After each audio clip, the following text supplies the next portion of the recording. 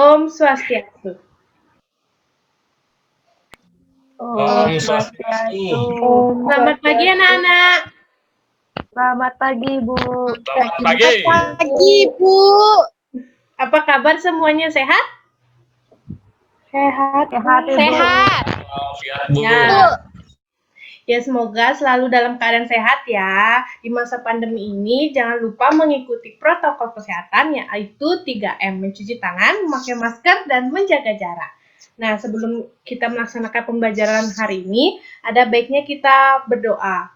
Coba Ibu minta salah satu dari kalian, yaitu coba Ari Kusuma untuk memimpin doa hari ini. Baik, Bu. Baik, teman-teman, sebelum memulai pembelajaran pada pagi hari ini, alangkah baiknya kita berdoa terlebih dahulu. Berdoa menurut agama dan kepercayaan masing-masing. Berdoa mulai. Berdoa selesai. Sudah, Bu Guru? Ya, terima kasih Ari. Sekarang Ibu akan mengabsen dulu ya, yang Ibu panggil namanya. Tolong hidupkan mikrofonnya dan angkat tangannya. Absen 1 yaitu Ari Kusuma. Hadir, Bu Guru. Absen 2 Diah Purnami. Hadir, Bu Guru. Absen 3 Prima Dewi. Hadir, Bu Guru. Absen 4 Titus Prayoga. Hadir, Bu. Absen 5 Meta Yanti. Hadir, Bu. Ya, berarti semua udah hadir ya. Nah, sekarang kita akan menyanyikan lagu Indonesia Raya dulu. Ibu harapkan seluruh siswa untuk mengikuti menyanyikan lagu Indonesia Raya. Hidupkan mikrofonnya semua.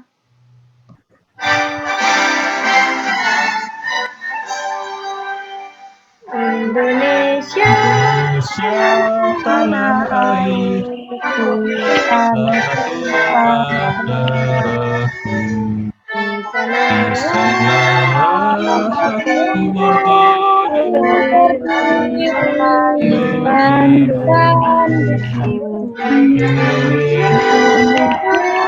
bangsaku, bangsa dan tanah air.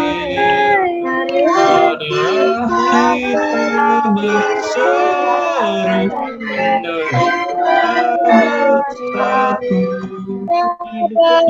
Aku hiduplah negeriku, bangsaku lanjut semuanya.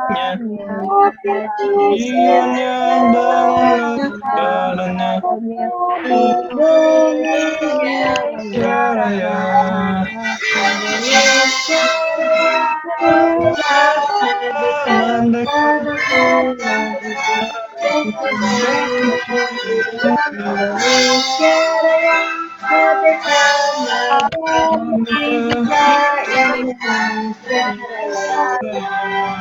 Indonesia Raya, merdeka, merdeka, Anakku yang kecil, Indonesia Raya, merdeka, merdeka, hiduplah Indonesia Raya. Yeay, tepuk tangan. Nah, dari lagu Indonesia Raya itu, ada yang tahu nggak tujuan kita menyanyikan lagu Indonesia Raya itu apa? Saya, Bu. Ya, Ya, Bu Guru. Diah Purnami.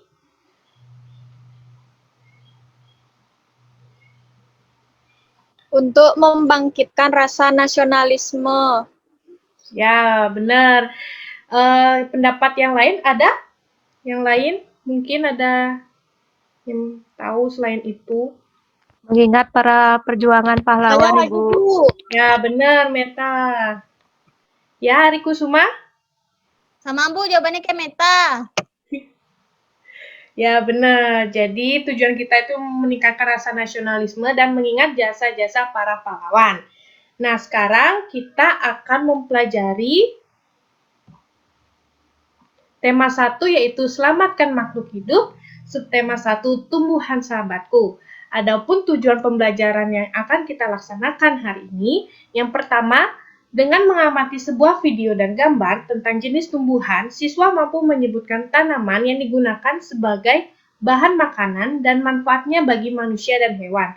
Yang kedua, setelah membaca teks tentang perkembangbiakan jagung, siswa mampu menemukan ide pokok dan informasi yang penting yang ada dalam bacaan. Yang ketiga, setelah mengamati gambar bunga, siswa mampu mengidentifikasi perkembangbiakan generatif dengan benar. Dan yang terakhir, setelah mengamati video tentang ASEAN, siswa mampu menyebutkan kondisi geografis dan bunga nasional di setiap negara di Asia Tenggara atau ASEAN. Nah, di sini Ibu menampilkan 3 gambar tumbuhan. Apakah ini?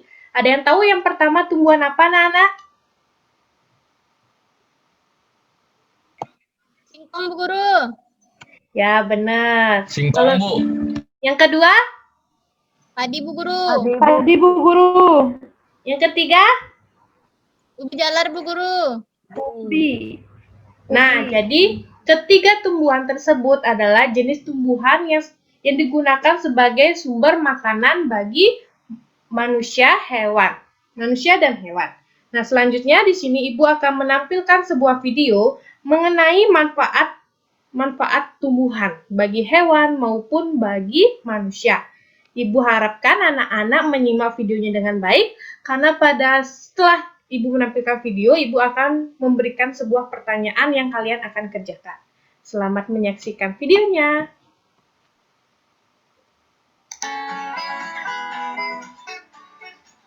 Manfaat tumbuhan. Teman-teman Smart Point, ayo kita cari tahu apa saja manfaat tumbuhan. Manusia dan hewan memperoleh manfaat dari tumbuhan.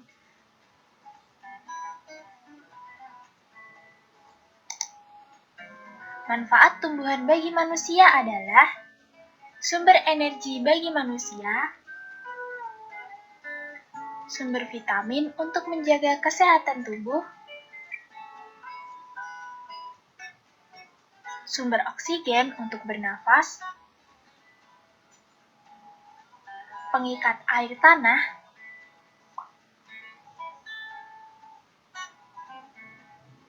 peneduh dan memperindah kehidupan bumi.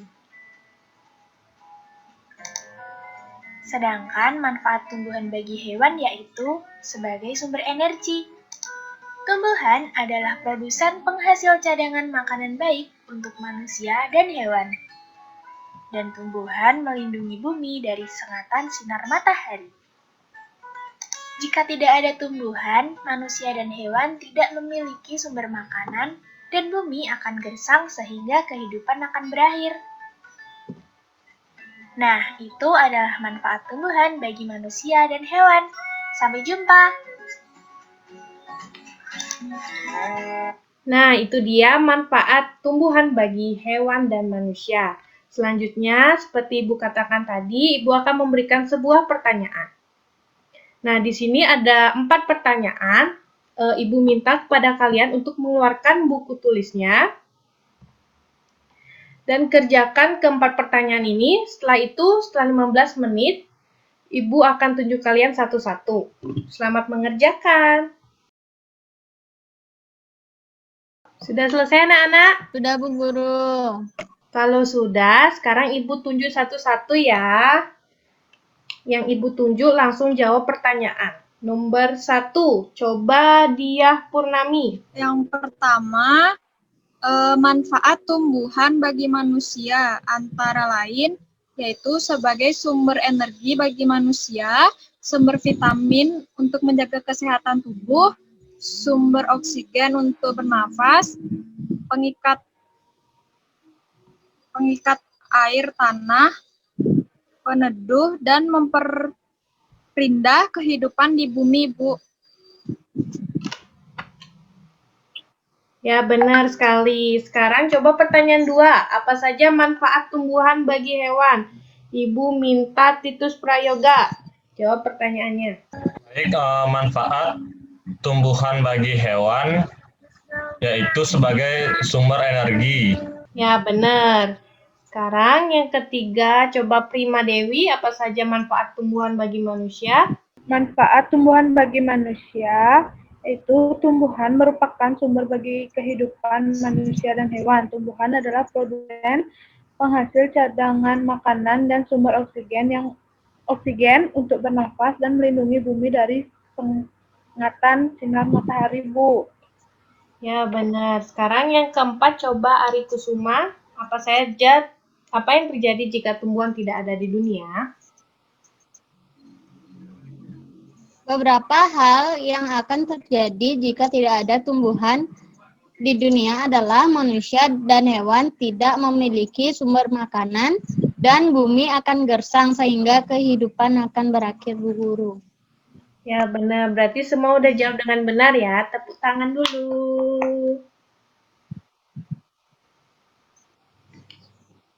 Nah, sekarang Ibu menjawab kembali pertanyaan yang telah Ibu berikan. Ini jawabannya ya. Yang pertama manfaat tumbuhan bagi manusia antara lain yaitu sebagai sumber energi, sumber vitamin, sumber oksigen, pengikat air tanah, dan memperindah kehidupan di bumi. Yang kedua, manfaat tumbuhan bagi hewan yaitu sebagai sumber energi. Dan yang ketiga, tumbuhan merupakan sumber bagi kehidupan manusia dan hewan. Tumbuhan adalah produsen penghasil cadangan makanan dan melindungi bumi dari singatan sinar matahari. Dan yang terakhir, jika tidak ada tumbuhan, maka kita tidak memiliki sumber makanan dan bumi akan gersang sehingga kehidupan akan berakhir. Selanjutnya di sini Ibu akan memberikan teks. Nah, ini bagaimana jagung bisa berkembang biak. Ibu minta salah satu dari kalian untuk membaca teks tersebut. Nah, daripada Ibu menunjuk, di sini Ibu ingin bertanya, ada yang ingin baca teksnya, karena kalau kalian mau membaca, ntar Ibu kasih nilai plus.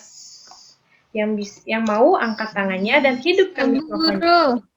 Saya, Bu. Saya Bu Guru, saya Bu Bu. Guru. Ya, coba Saya, Bu. Bu Guru. Dia Purnami baca teksnya. Oke. Bagaimana jagung berkembang biak? Jagung merupakan salah satu tanaman yang dijadikan bahan makanan pokok di berbagai negara. Salah satunya di Indonesia. Di Indonesia, penduduk Pulau Madura menjadikan jagung sebagai makanan pokoknya. Jagung merupakan salah satu tanaman penghasil karbohidrat yang sangat diperlukan oleh tubuh. Seorang petani jagung memulai pembiakan tanamannya dengan menanam biji jagung. Setelah 3-4 hari, bakal tanaman akan muncul di permukaan tanah. Tanaman jagung akan terus tumbuh menjadi besar, 3 hingga 3,5 bulan. Buah jagung dapat dipanen oleh petani. Buah jagung yang berbentuk seperti tongkol pada mulanya berupa sekuntum bunga. Bunga jagung memiliki helai-helai rambut halus pada bagian ujungnya. Pada helai rambut tersebut terdapat tepung sari. Tepung sari akan terbawa angin ketika angin bertiup. Tepung sari yang terbawa angin sebagian akan jatuh di kepala putik yang terletak di bagian bawah bunga pada pohon jagung yang lain. Ketika itulah terjadi pembuahan. Setelah terjadi pembuahan, bunga jagung tersebut terus berkembang hingga menjadi buah jagung. Perkembangan itulah yang dapat diamati dari waktu ke waktu. Buah jagung akan siap dipanen ketika rambut jagung sudah berwarna kecoklatan dan bagian tongkolnya sudah mengering. Apabila buah jagung tersebut dikupas, akan memperlihatkan biji jagung yang kekuningan. Bagian yang dimakan oleh manusia itu adalah biji jagung. Supaya jagung selalu tersedia sebagai bahan makanan manusia, maka petani jagung harus menanam kembali sebagian biji jagung dari hasil panen. Biji jagung yang tua dapat ditanam kembali. Dari sinilah akan dimulai lagi perkembangbiakan jagung. Sudah, Ibu. Ya, bagus sekali ya, dia Purnami bacanya udah lancar. Sekarang Ibu akan memberikan sebuah teks kepada kalian, di mana di isi teks ini ada membuat ide pokok dari bacaan yang telah dibacakan tadi oleh dia Purnami. Di sini ada pertanyaan, yaitu ada pertanyaan mengenai paragraf 1 sampai paragraf 5. Ibu minta mencari ide pokoknya di masing-masing paragraf. Nah, sebelum itu Ibu akan menjelaskan sedikit saja apa sih itu ide pokok. Jadi, ide pokok merupakan gagasan yang menjadi pokok pengembangan suatu paragraf. Nama lain dari ide pokok yaitu gagasan utama, di mana ide pokok itu terdapat di dalam satu paragraf terdapat satu ide pokok. Nah, sekarang Ibu minta kepada kalian untuk mengeluarkan buku tulisnya dan jawab pertanyaan kelima pertanyaan ini.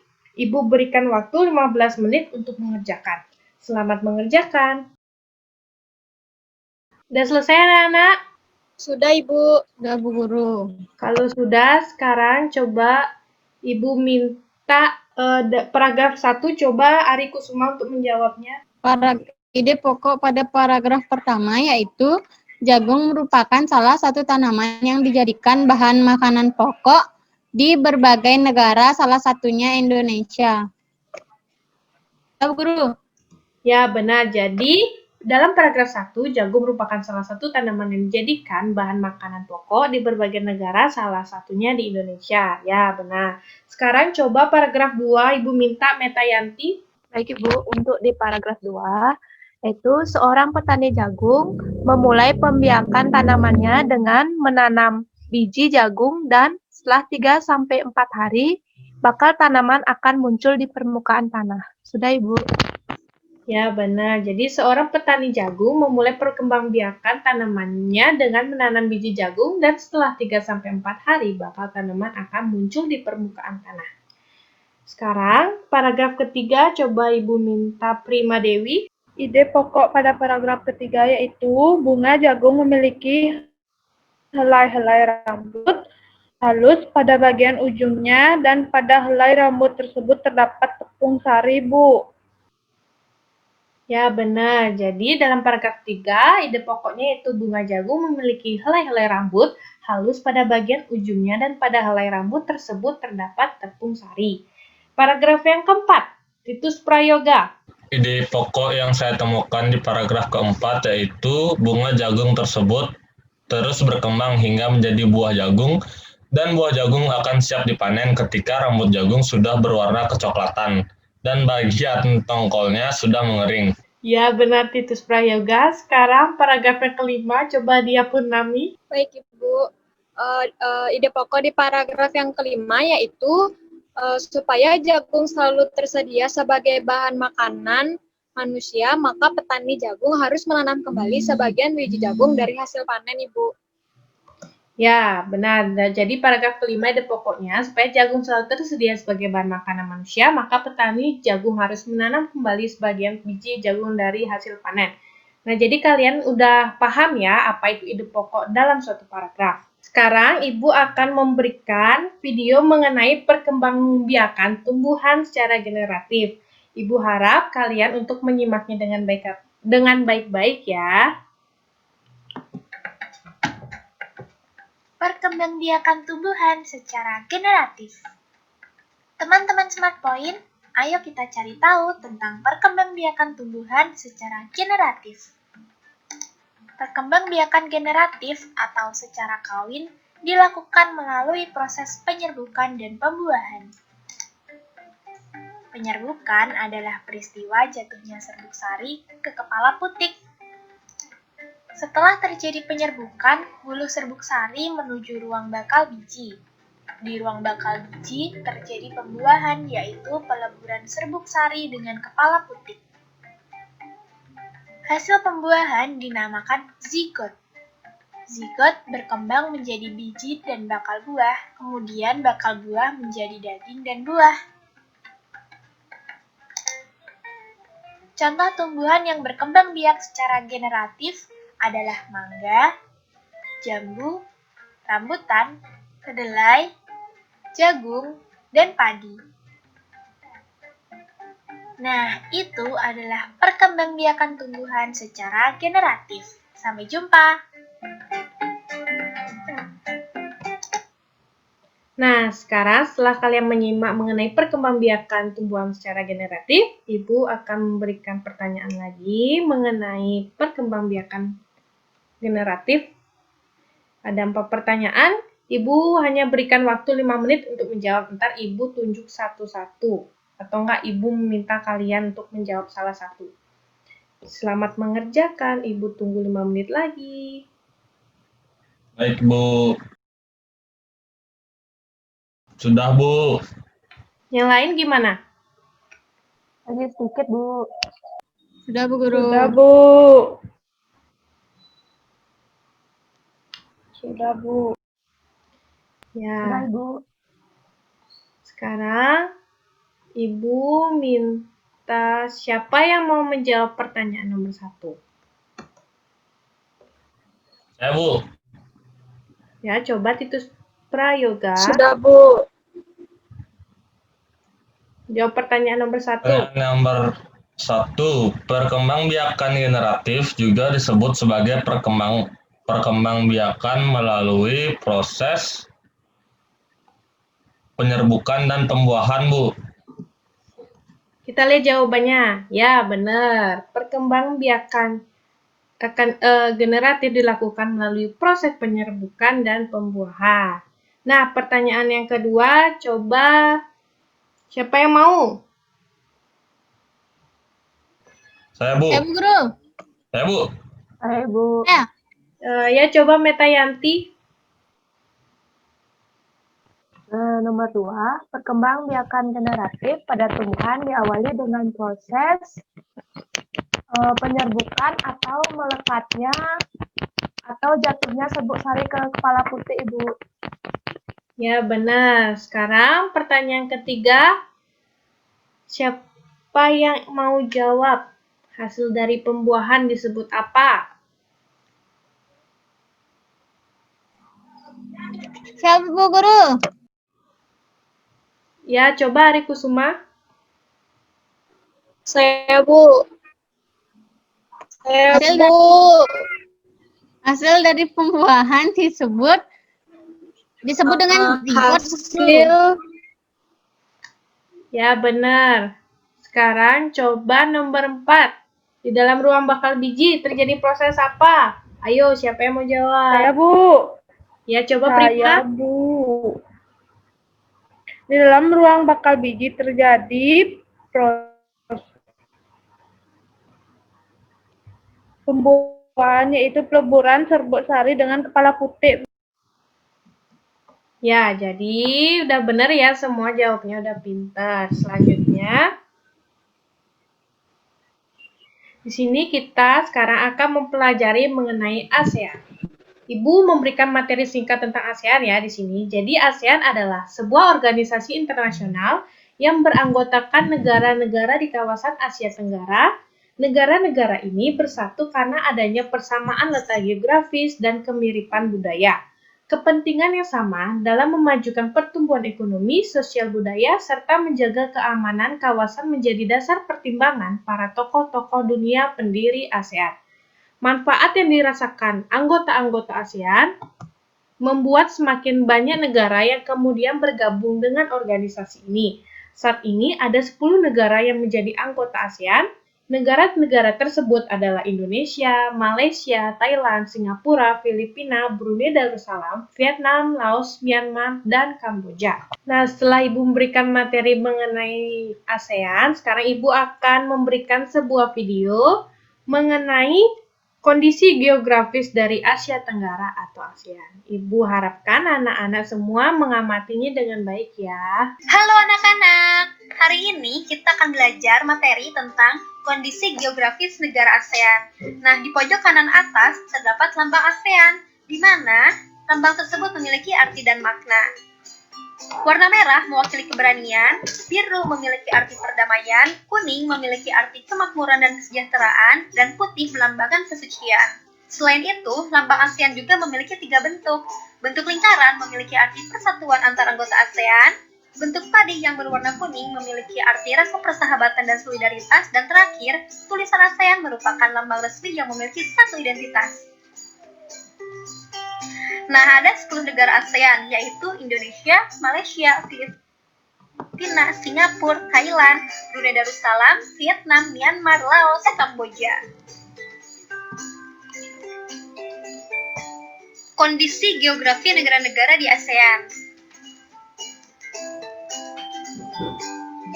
Kawasan ASEAN secara astronomis terletak pada 26 derajat lintang utara sampai 11 derajat lintang selatan dan 93 derajat bujur timur sampai 141 derajat bujur timur dengan luas sekitar 4.494.810,3 km persegi. Sementara berdasarkan letak geografis, sebelah utara berbatasan dengan negara Tiongkok, sebelah timur berbatasan dengan Papua Nugini, sebelah selatan berbatasan dengan Timor Leste dan Australia, dan sebelah barat berbatasan dengan India dan Bangladesh. Secara geografis, wilayah alam dan negara ASEAN dapat dibagi menjadi dua, yaitu subwilayah daratan dan subwilayah kepulauan. Negara-negara yang termasuk ke dalam subbenua atau subwilayah daratan adalah Thailand, Myanmar, Laos, Kamboja, dan Vietnam. Sementara negara yang termasuk ke dalam subkepulauan adalah Indonesia, Malaysia, Brunei Darussalam, Singapura, dan Filipina. Nah, lalu apa perbedaannya antara negara subbenua dengan negara subkepulauan? Untuk subwilayah benua dicirikan oleh banyaknya lembah yang terbentuk dari endapan aluvial, sementara subwilayah kepulauan dicirikan oleh adanya lingkungan laut dan pulau-pulau.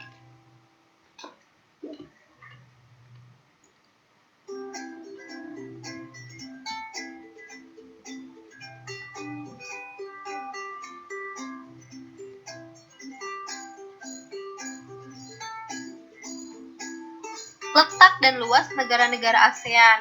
Nah, dari 10 negara-negara ASEAN, yang memiliki wilayah terluas adalah Indonesia, yaitu 1.922.570 km persegi. Sedangkan wilayah terkecil ialah Singapura, yaitu 619 km persegi. Nah, jika diurutkan dari wilayah terluas hingga terkecil, yaitu yang pertama adalah Indonesia, kedua Myanmar, 3 Thailand, 4 Vietnam, 5 Malaysia, 6 Filipina, 7 Laos, 8 Kamboja, 9 Brunei Darussalam, dan 10 adalah Singapura.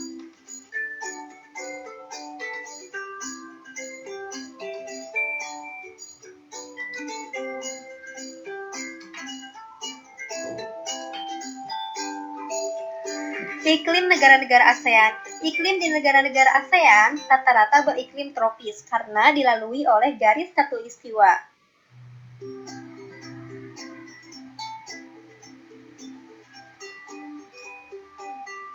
Bentang alam negara-negara ASEAN. Yang pertama, Brunei Darussalam. Bentang alam Brunei terbagi menjadi dua, yaitu dataran rendah dan pantai berawa-rawa di bagian barat, serta daerah perbukitan di bagian timur.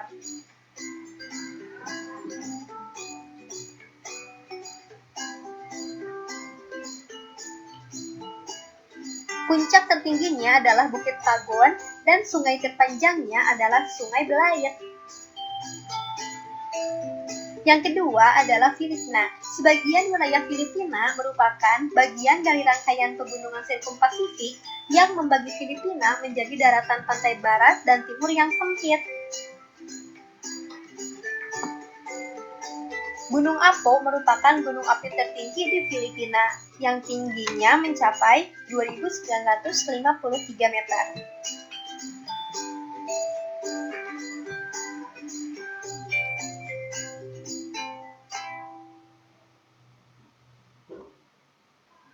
Ketiga adalah Indonesia. Indonesia merupakan bagian dari Ring of Fire, yaitu jalur pegunungan vulkanik. Bentang alam Indonesia dilingkupi pegunungan aktif yang sering menimbulkan getaran penyebab gempa. Sejak tahun 1972 hingga 1991 tercatat 29 letusan gunung, umumnya di Pulau Jawa. Dua letusan gunung terbesar dalam sejarah modern terjadi di Indonesia adalah Gunung Tambora serta letusan Gunung Krakatau. Wilayah bagian barat meliputi Pulau Sumatera, Jawa, Kalimantan, dan pulau-pulau di sekitarnya. Dangkalan atau paparan di kawasan ini dikenal sebagai dangkalan atau paparan Sunda. Kedua, wilayah bagian tengah meliputi Pulau Sulawesi, Kepulauan Maluku, Kepulauan Nusa Tenggara, NTT dan NTB, dan Bali. Ketiga, wilayah bagian timur meliputi Pulau Papua dan Kepulauan Aru. Dangkalan atau paparan di kawasan ini dikenal sebagai dangkalan atau paparan sakti.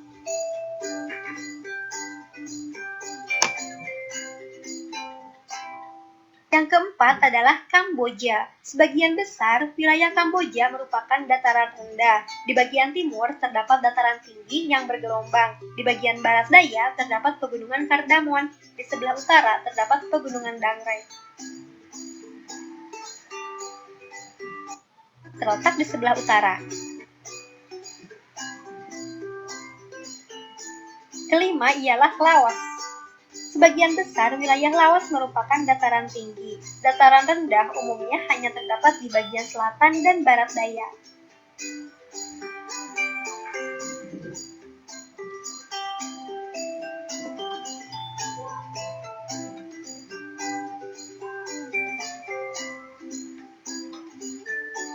Pegunungan Cordillera Annam terletak di bagian utara. Puncak tertingginya adalah Khao Bia.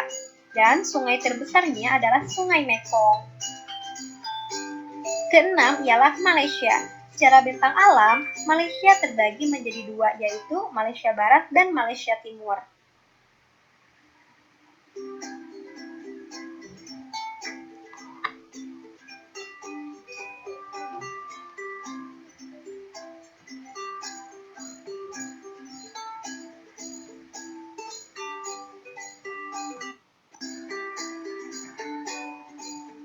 Nah, yang termasuk ke dalam wilayah Malaysia Barat ialah Perlis, Kedah, Kelantan, Terengganu, Perak, Pahang, Selangor, Negeri Sembilan, Malaka, dan Johor. Sedangkan yang termasuk ke dalam Malaysia Timur ialah Sabah dan Sarawak.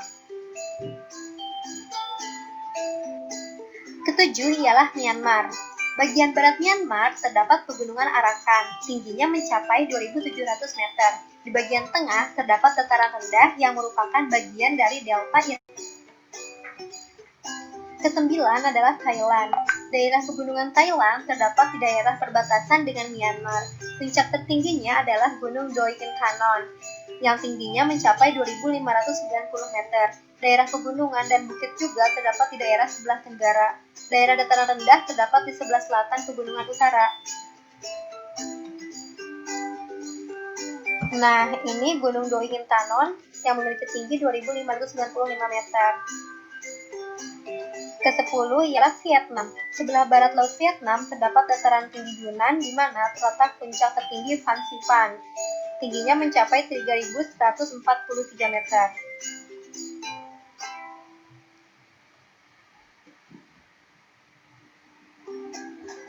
Sebelah utara terletak delta Sungai Merah.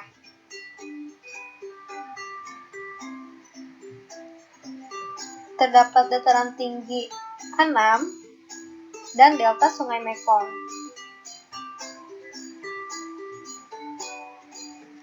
Terima kasih semua. Semoga bermanfaat.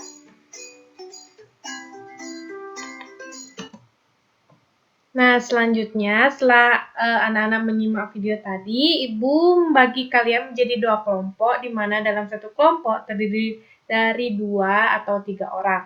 Kelompok yang pertama, Ibu minta Titus Prayoga dan Dia Purnami. Kelompok yang kedua yaitu Ari Kusuma, Prima Dewi, dan Ayu Metayanti. Setelah kalian membagi kelompoknya, Ibu akan meminta kalian mengerjakan tugas kelompok ini. Ada 3 pertanyaan. Yang pertama, negara apa saja yang tergabung di dalam anggota ASEAN? Yang kedua, bagaimana letak geografis Asia Tenggara? Dan yang ketiga, sebutkan Asia Tenggara daratan yang berbentuk gugusan dan kepulauan. Nah, Ibu berikan waktu 15 menit untuk berdiskusi di grup WhatsApp yang telah Ibu sediakan. Setelah anak-anak selesai mengerjakan, Ibu minta salah satu dari perwakilan kelompok untuk mengirimkan jawabannya tersebut ke dalam grup WhatsApp. Setelah itu, Ibu akan meminta kalian salah satu perwakilan kelompok untuk menjawab dan bacakan hasil jawaban yang telah didiskusikan. Ibu berikan waktu 15 menit. Selamat mengerjakan. Baik, Bu. Sudah selesai, anak-anak? Sudah, Bu. Yang lain gimana? Sudah, Bu Guru. Kelompok 1 sudah. Kelompok 2? Bu Guru. Sudah. Sekarang, Ibu minta salah satu dari perwakilan kelompok untuk menjawabnya. Coba kelompok 1, siapa yang ingin menjawab pertanyaannya? Saya Bu, Ya, coba Titus Prayoga jawab pertanyaannya. nomor 1 aja atau 1, 2, 3 Bu? Nomor 1 aja. Baik, saya akan menjawab pertanyaan nomor 1, yaitu negara apa saja yang tergabung di dalam anggota ASEAN. Nah, negara yang tergabung dalam anggota ASEAN itu ada Indonesia, Malaysia, Thailand, Singapura, Filipina, Brunei Darussalam, Vietnam, Laos, Myanmar, dan Kamboja. Itu Ibu. Ya, benar. Kelompok 2, apakah sama jawabannya sama kelompok 1? Sama Bu Guru. Ya, kalau sudah gitu berarti semua benar ya jawabannya. Sekarang coba yang nomor 2 dan 3, kelompok 2. Siapa yang mau jawab? Saya Bu Guru, saya. Ya, coba Rikusuma jawab. Bagaimana letak geografis Asia Tenggara? Letak geografis Asia Tenggara berada di antara 3 perairan, yaitu yang pertama Samudra Hindia dan Teluk Benggala di bagian barat, yang kedua Laut Cina Selatan di utara, dan yang terakhir Samudra Pasifik di bagian timur, Bu Guru. Ya, nomor 3-nya. Sekalian, kelompok 2. Yang nomor 3.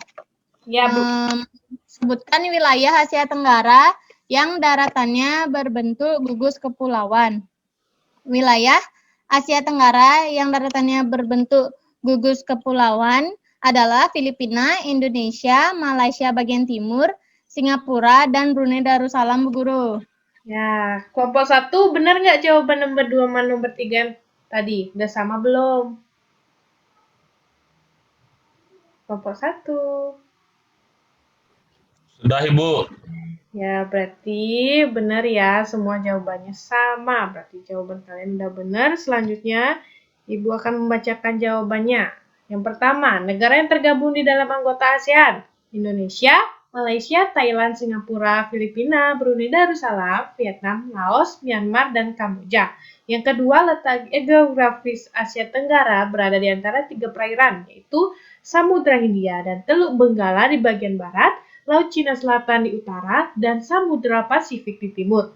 Yang nomor 3, wilayah berbentuk gugusan kepulauan adalah Filipina, Indonesia, wilayah Malaysia bagian timur yaitu Singapura, dan Brunei Darussalam.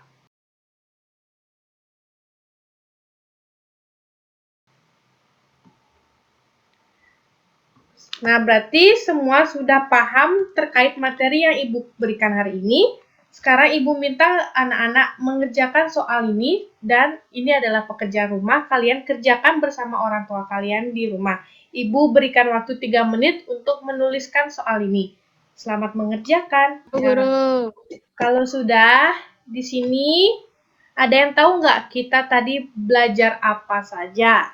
Yang kita pelajari hari ini, ayo kalau bisa acungkan tangannya dan hidupkan mikrofonnya. Saya Bu. Ya, Titus Prayoga. Baik, jadi hari ini kita sudah belajar mengenai yang pertama itu ada ide pokok, mengenai ide pokok, terus kita sudah belajar tentang perkembangbiakan secara generatif, lalu kita sudah belajar mengenai ASEAN. Ya. Itu, Bu. Pendapat lain mungkin karena ada yang kurang nih lagi satu, yang lagi satu ada yang tahu nggak apa? Mungkin siapa? Kalau tidak, di sini Ibu akan menyimpulkan lagi ya, kembali ya. Yang pertama, materi yang telah kita pelajari tadi menyebutkan tanaman yang digunakan sebagai bahan makanan. Itu yang kurang tadi Titus Prayoga. Setelah itu, yang kedua yaitu menemukan ide pokok tentang perkembangbiakan jagung. Yang ketiga, mengidentifikasi perkembangbiakan generatif. Dan yang terakhir, menyebutkan kondisi geografis negara ASEAN atau Asia Tenggara. Nah, setelah itu, dari materi yang kita pelajari mengenai tumbuhan tadi, sekarang Ibu akan mengajak kalian untuk menyanyikan lagu Lihat Kebunku sebelum Ibu menutup pembelajaran hari ini. Semua tolong hidupkan mikrofonnya dan ikut menyanyikan lagu Lihat Kebunku secara bersama-sama.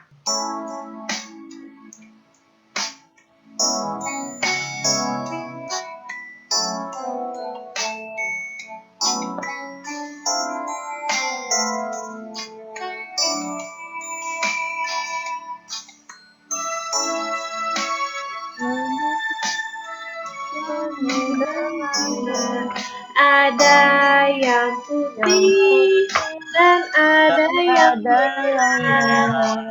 Setiap hari ku siram semua mawar melati semuanya indah.